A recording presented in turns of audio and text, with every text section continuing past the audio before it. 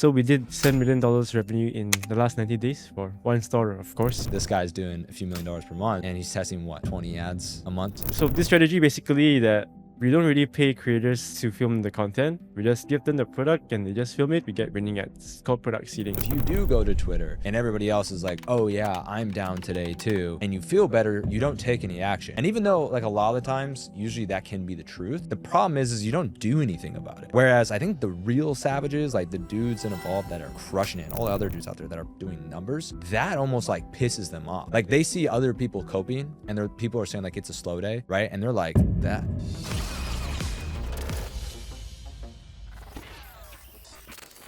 We're back. We are back again. Different studio this time, same people. And a fire podcast today. They are not ready for what's about to happen. You know, Spencer's got excitement in him. Some shit's about to happen. Some sauce gonna be spilled. Do I have the pass? Yeah, the Ching Chong pass. Yes. All right. So first one I'm gonna read off. POV. Ching Chong Chad scaling method made $10 million rev in 90 days. The children at my Shein factory got extra rice today, plus 1,000 Ching Chong points. Yeah, I think I was being a bit too generous there. You know, extra rice. Maybe I should have given an extra half cup in rice. For people who don't know, I am Chinese. I'm fully Chinese. Some people don't think I am. I don't know why. But yeah, so we did $10 million revenue in the last 90 days for one store, of course. It was pretty good for us. It's kind of unimaginable to scale to 8 figures alone in 1 year, but we did it in three months. 3 months. 3 months. So it was pretty crazy overall journey getting there. Of course, we like joke here and there, you know, Ching Chong, whatever it is. But really, it's been a long journey, you know. I think like I've been in eCom for how long now? For almost 5 years. It's everything we learned condensed into this 3-month period, basically. So everything that we learned, we had to suck for a long time. For you guys to think like, oh, these are crazy numbers. Like for the first 2 years, we didn't know what the fuck we were doing. We really sucked. We could even scale to like over like 6 figures in spend. It was pretty bad. But now, you know, from all the things that we've learned so far, you know, learning on how to create good creatives, good offers, etc. It's just led to this point. Now that we actually know what we're doing, we can actually, you know, joke about it. And a side note is a lot of that, we didn't even actually have stock Yeah. for that brand. And so I guess maybe one question to try to pull some sauce out of you is how do you deal with that? I mean, I know a lot of people maybe have to stop ads and shut things off because they got to catch up with fulfillment and whatnot. How were we able to like keep up volume while we were still, you know, dealing with those issues? Yeah. So for the sauce for everyone, getting out of stock isn't really too big of an issue, especially if your fulfillment is like from China. Like everything gets done very, very fast. So a lot of people think, oh, I'm out of stock. I need to scale down my ads. I need to shut down my ads. But that's not what you should be doing. So this is a source that we've learned. Pre-orders are a very, very good opportunity to push urgency. So even when we push pre-orders, if you do it right, we still maintain our conversion rate and AOV, although we are out of stock. Some cases, even the conversion rate improves a bit, although you're completely out of stock. And it's not like we tell people, you know, we are still in stock, everything, you know, then customers are happy on the back end. So the way we implement it is usually we, of course, tell them upfront, hey, you know, we are doing a pre-order, but order it by this date to get it by you know, whatever day it is. You also have to push, you know, we've been sold out. How many times have you guys been sold out? So you need to make the customer feel like although it's pre-order, it's like, oh, you have to get it now. If not, then you gotta wait for like an extra 1 month. There's a lot of different ways to push it. There's like widgets you can use where you implement, it says, you know, the first batch sold out, second batch still in stock. Order it by this date to get it by then. Make sure that you set your terms very upfront, so customers won't be happy. You won't have fulfillment, you know, CS issues. That's the most important thing. Push urgency as well, so that your conversion rate doesn't really change. This way, you can maintain scale, even being out of stock, and customers won't be crazy. Fire. Let's go on to the next one. This one's a bit of a longer one. I'm going to read it out, but I still want you to comment on it because I think it's something that could even be probably hammered down further. But okay. We made $1 million from this one UGC Creative we got for free. LOL. A lot of you guys can't scale because you don't know how to source winning content. Here's the secret sauce on how to get winning content without dealing with shitty content creators. With how saturated the market is, we're moving towards an era of authentic content, not UGC videos that you've scripted out. Authentic videos from real customers that actually love your product. It's also why ugly ads work so well. Shout out to Barry. We've seen a lot of these authentic videos beat out our strategized videos because these authentic creators who actually identify with your branding and customer base understand your customers, what they say, where they usually hang out a lot better. You can see the trend towards more authentic content on YouTube as well. Sam Sulik, I think that's how you pronounce his name, skyrocketed his YouTube following by posting raw, authentic content of himself. No crazy edit, no fake persona. The winning ads are going to be the ones that are brutally honest, raw, and have clear messaging. And our ad hit rate significantly increased by adding a raw content cycle in there. On top of that, you can take the learnings from those authentic content to create even better strategized ads, completing the feedback loop. You can get these types of authentic pieces of content via a product seeding campaign on socials or through TikTok Shop affiliates. And if any of the creator content hits, hire them as a brand ambassador to create content on a retainer. Winning creator makes banger ads without you needing to script it, which equals a lot of dollar signs. This creative system is now on lock. We've made millions with this strategy without much effort. Easy money. 'Tis the way of the Chad Scaler, and hopefully the screenshot that you have on screen is there.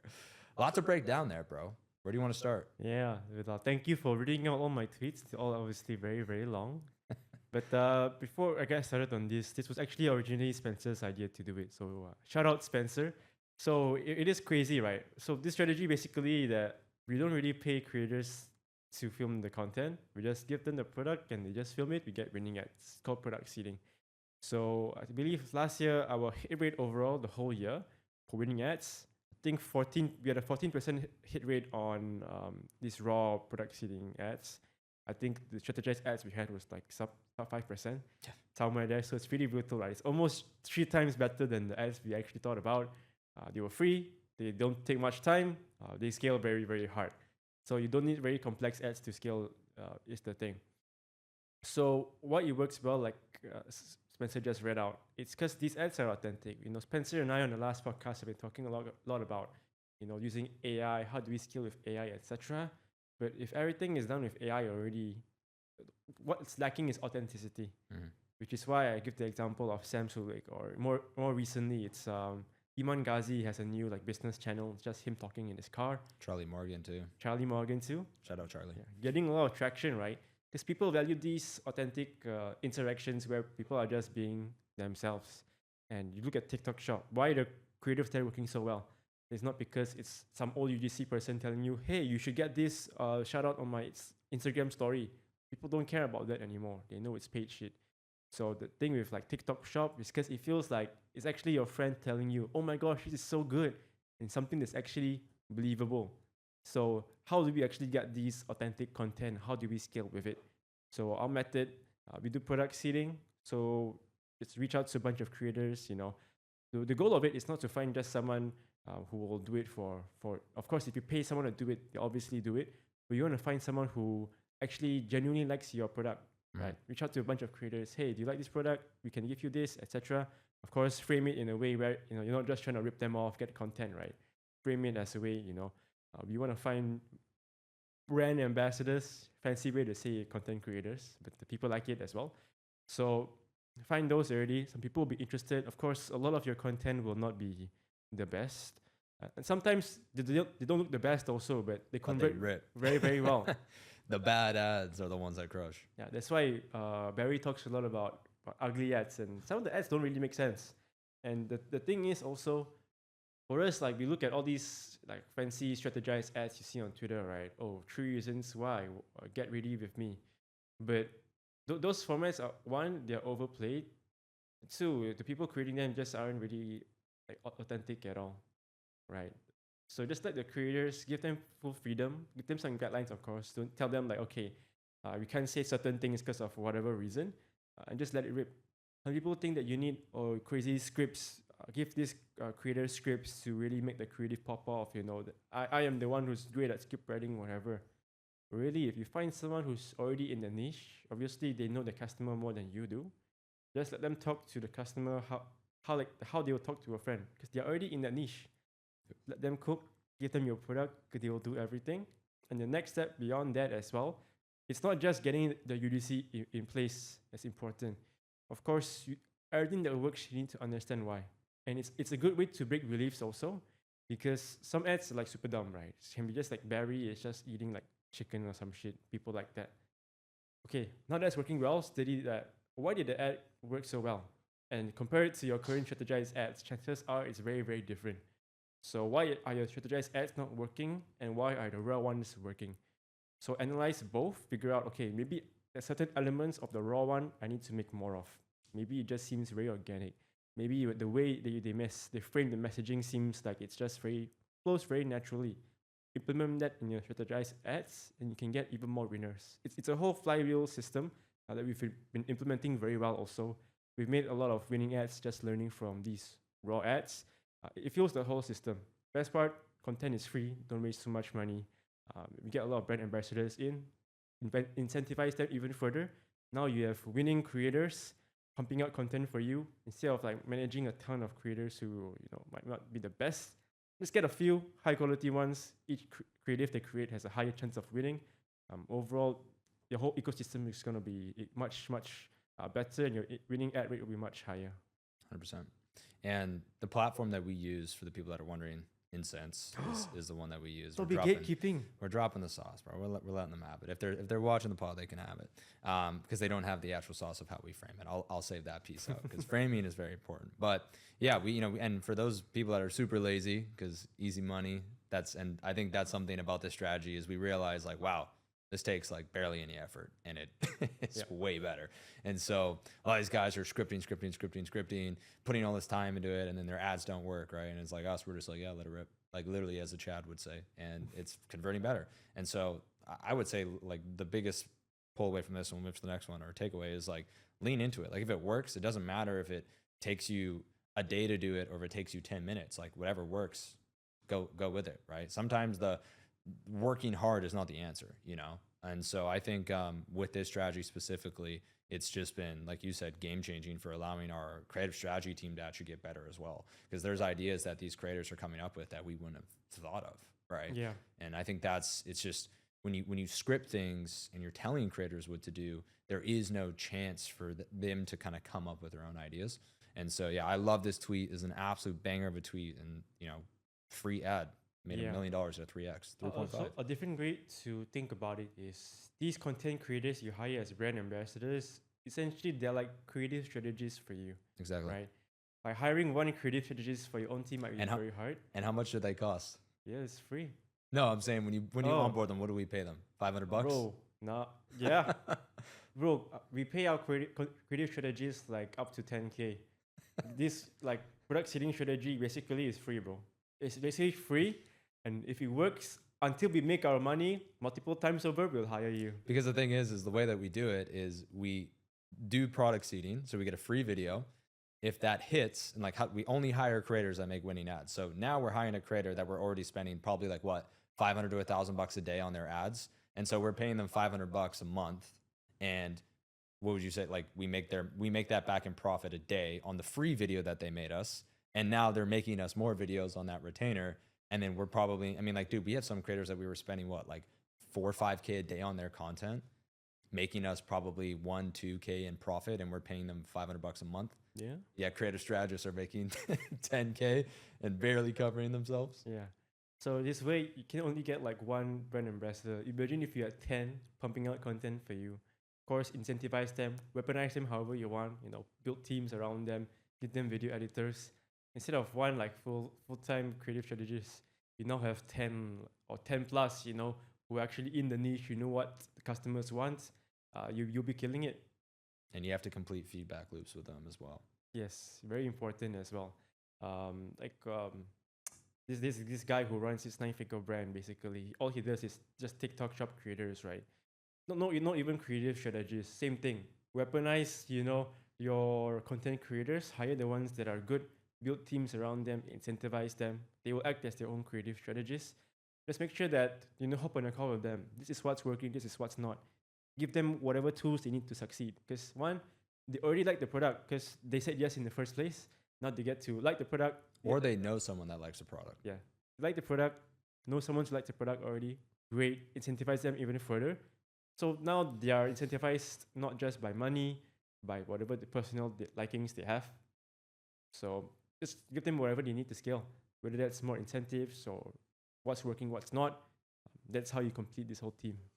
And the incentive will gatekeep that. You gotta be involved for that. That's the evolve only one. But I also want to clarify, and then we'll move to the next one. Is a good content creator is not what you think is good. It's what's performing in the account. That's just to be 100% clear. Because I think so many people have this idea of like what they think is good, but then meanwhile they're on Twitter complaining about why they can't scale. It's like, well, you don't know what good is, because good is what's scaling. So fire tweet. Let's go to the next one. As long as the AOV isn't too low, this is actually a response. So I'll read the initial tweet. I don't know who this guy is, but he tweeted, when you launch a brand, how do you know if it's the product that just don't have demand or the creatives that are not converting? Really good question. And your response to this was, and then obviously we'll continue it, as long as the AOV isn't too low and the trend on Google Trends isn't dying, you can make almost any product work with the right creatives. A great marketer can make almost any product work, just needs the right creatives and marketing. But getting it to scale is different. Some products you can make work to 1K per day after grinding. Some products you can get to 1K per day in the first day just because you were first to market. If you ask me, after doing some basic research for the store and you launch some tests, if it's not doing well, I'd move on and pick another product that's easier rather than spend my time working on something that's profitable. Or you said I would rather spend my time working on something that's profitable and high potential at the start. So maybe break that down. Because one thing that I have a question on for this specifically is, you mentioned if it's not doing well after you launch some tests, you just move on. Maybe like, do you have a hardcore timeline for that, or what does that look like? Okay, so this response, I think someone asked me if I want to start a new brand or a new product test, how would I select the product? And the way I would do it, like Spencer just mentioned, like in terms of people always ask what niche should I get into, but as long as Google Trends isn't going down, you're usually fine. If you were to sell newspaper now, probably not gonna do very well.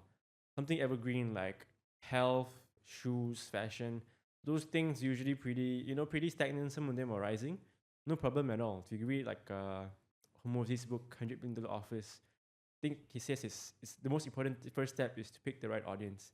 As long as it's not going down, you'll be fine. Second thing also is regarding AOV.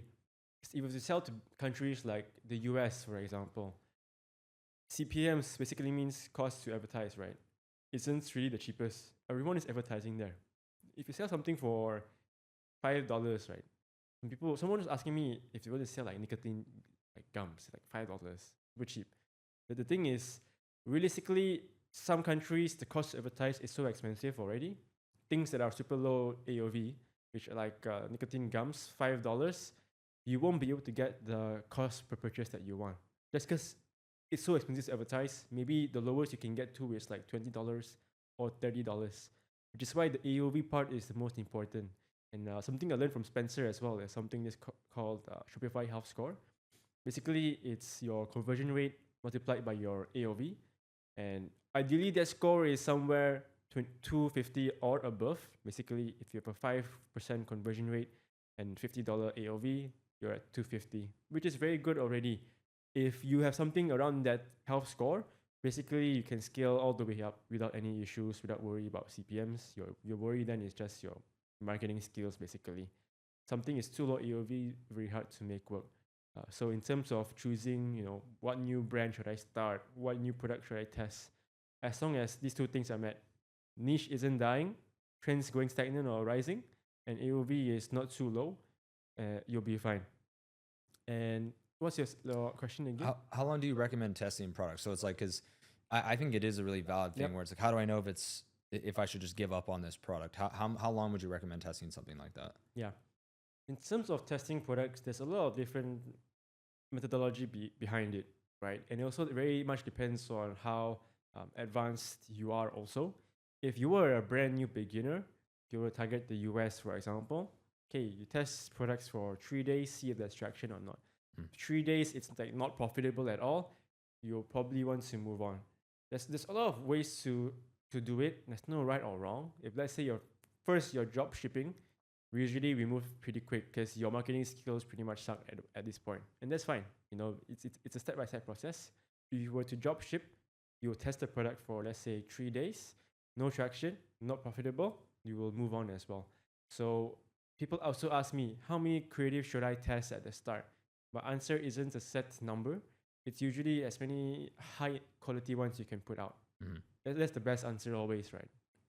Like doing 5 creatives, 10 creatives, 20 creatives, there's no set number that will guarantee success. As long as you know each one you put out is good quality, as intent behind it, you actually thought about it before, then that's the answer I will give.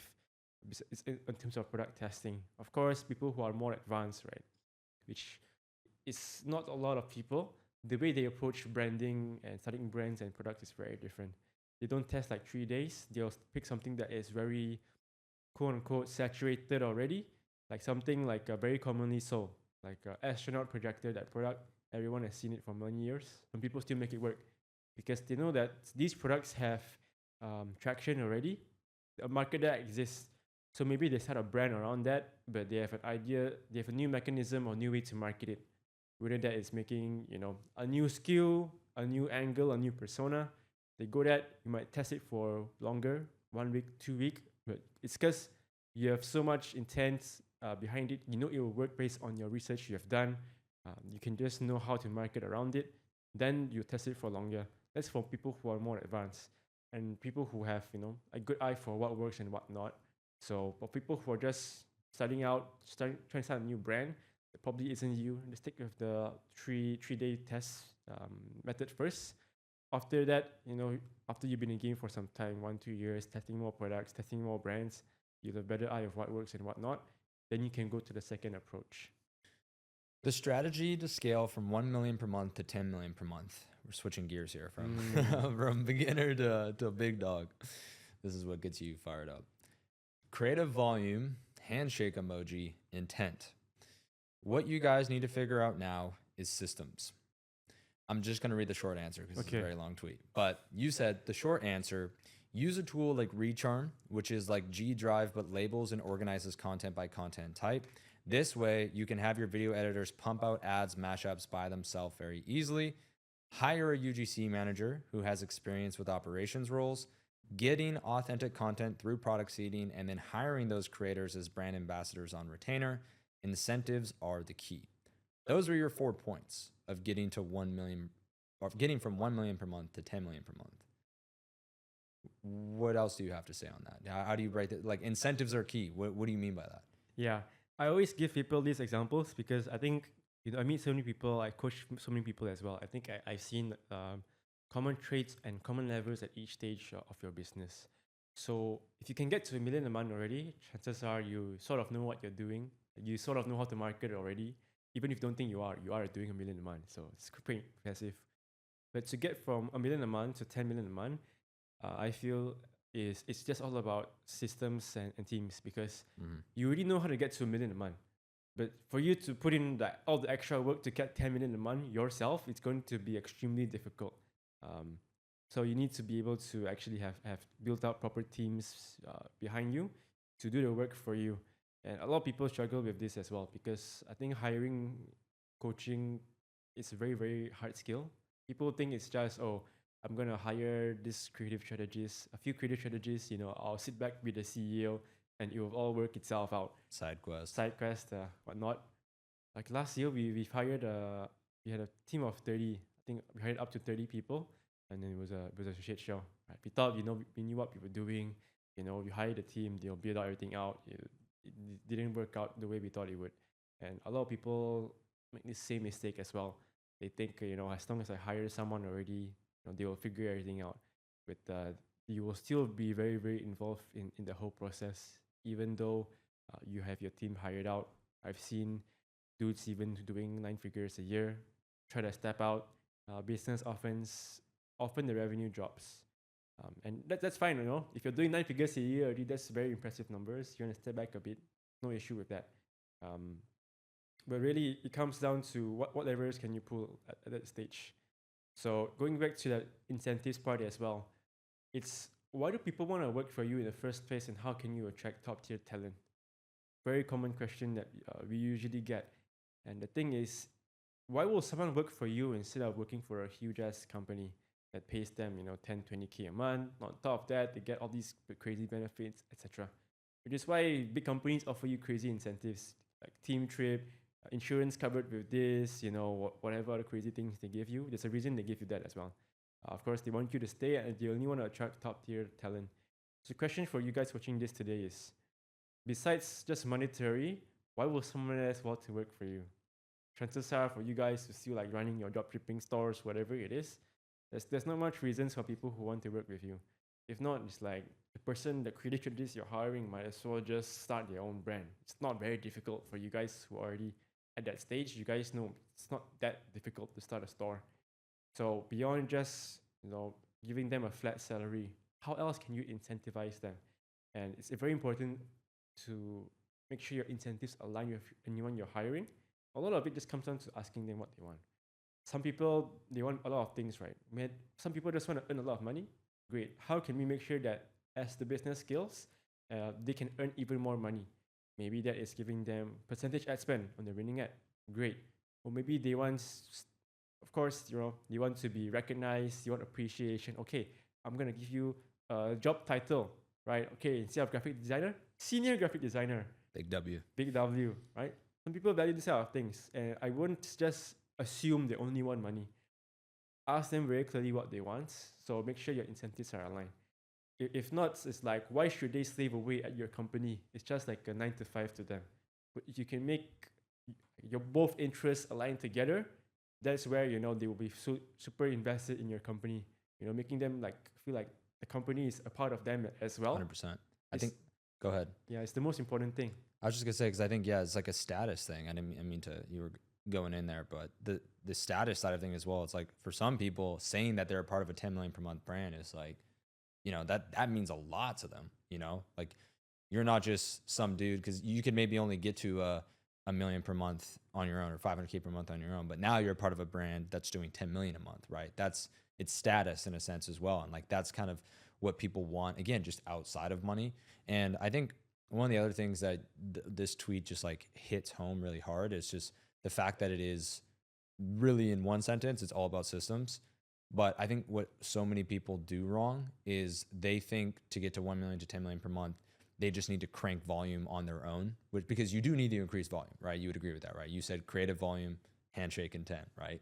The two together. But I think where so many people mess up is they try to just crank volume with the same team that they have, right? They have a team doing, say, 100 creatives per month. Well, the crazy thing is, I mean, we've been talking about this guy a lot because he's an absolute legend, but we found out, this guy's doing a few $1 million per month, and he's testing 20 ads a month with a 75% hit rate. Like, that's crazy, right? And so when we talk about intent, like that's a prime time example right there. But the point is I think what a lot of people would do is, when we kind of talk to them, like, yeah, you should definitely try to increase volume, but they would try to increase volume with that same team, where what the real savages do is they build another team that can make, say, even if you keep it at 20, another 20 ads with a 75% hit rate, because now you have 40 ads, both at 75% hit. And that's the hardest piece, right? And I think what people, again, think to do is, I just need to do more. So then they stretch and squeeze their team, and then hit rates go down and things go trash. And we did that at the agency last year, right? And so I think it's as we're starting to talk to a lot more of these bigger e-com brands, starting to scale brands ourselves, we're realizing what is needed to get to that level. And so that's where I think your tweet, like this tweet, and the short answer is sauce. But if you guys want the long answer, I think you go in even harder. But I think that to me was a big unlock. And when I was going through and reading this tweet, that idea of making sure that you're not just trying to scale volume with the same team that you have, because quality is just going to go to shit. Yeah. It's you see a lot of people like gurus talk about, you need volume. Like Spencer said, not wrong. You do need volume, but this whole Dubai trip has taught us also some dudes have 4 creatives, 20 creatives, and they still scale. So does that mean that the gurus, a few thousand creatives a month is wrong? I think it's a mix of both. If you can get it's more important that you don't just get ads cranked out. It's how many winning ads can you get. Mm-hmm. Most people don't track their ad hit rate also. If okay, I can get 10 winning ads through doing 20, that's fine. I'm still scaling. So You don't necessarily need so much volume in order to scale. Not to say that you shouldn't do more work. It's to say that you still spend the same amount of time, but instead of cranking out volume just to do it, spend the same amount of time working on, making the creative exactly how you want it to be. And it takes a lot of time still, although it's lesser volume, which is why this team pace is important. You can only crank out so many, you only have so much time in a day. So having other teams built out, like what you just said as well, will be the key unlock for you to scale, making sure that incentives are aligned as well. Because end of day, like I said, most employees are just there for their 9 to 5, finish their job, I'm out. No reason for them to create winning ads also, unless your incentives align. Then you guys can scale very hard together. And I think another way to increase volume, and then we'll move on to the next one, is what you said as well with the brand ambassadors. It's like, for one of our biggest brands spending, $30K, we got up to spending close to $30K a day, just brand ambassadors. We had, and you mentioned this before in the existing strategy, and this kind of goes into my point with systemizing teams to actually allow you to scale a volume, is just having brand ambassadors pump out content. I mean, the founder that we've brought up that scaled to 100 million, that's all he did. He had hundreds and hundreds of brand ambassadors just pumping out content. But the thing is, his quality doesn't go down there because it's really just one creator doing it, right? So one creator can create, and I think there's a really good analogy maybe to bring this point home, is like one creator can make 10 videos a month, no problem. But imagine if you told that creator to make 100. Obviously, the quality is going to go to shit. But rather than having that one creator create 100, why not just find 10 like them? Obviously, easier said than done to all make 10 more. Now you have 100 that are hitting. And so I think this is, bro, I didn't realize how fire of a tweet this was. This is a fire tweet.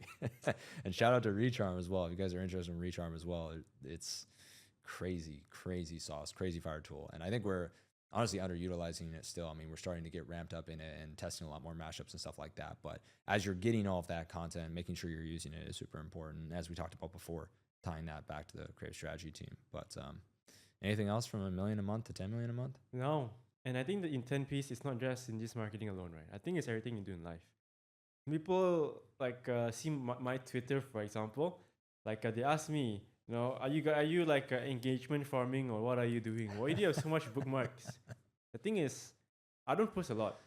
I post maybe 1 to 3 times a week also. It's just like when I tweet, I actually tweet with intent behind it. That's why everything I do, it does well. And same thing with your personal life. If you want to move well in business, it's like, okay, you want to hire people. How much intent do you have within hiring? Did you just go on LinkedIn and then you're not sure how much time you spend, you're not sure how many applicants you went through, you don't know what the fuck you're doing? Is that really moving with intent? Not really. Moving intent for everything you do in business, I think is the most important thing. Is knowing exactly what you're doing, making sure you're tracking it, analyzing, learning from it. Whatever you do in business, hiring, finances, creatives, I think that would be the big unlock for a lot of people.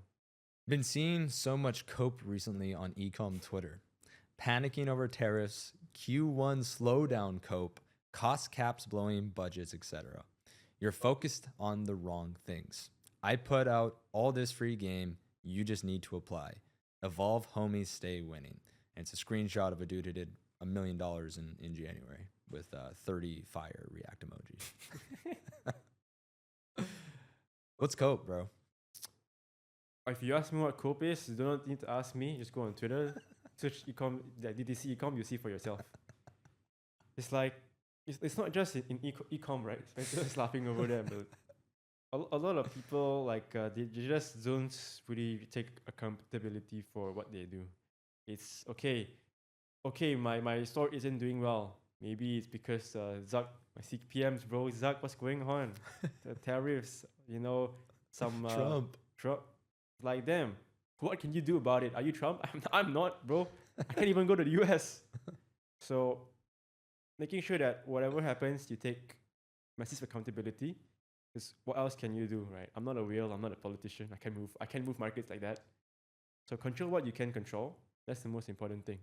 If not, all these time and focus you spend on worrying about other stuff, is it valid points? Yeah, they're valid points, but what can we do about it?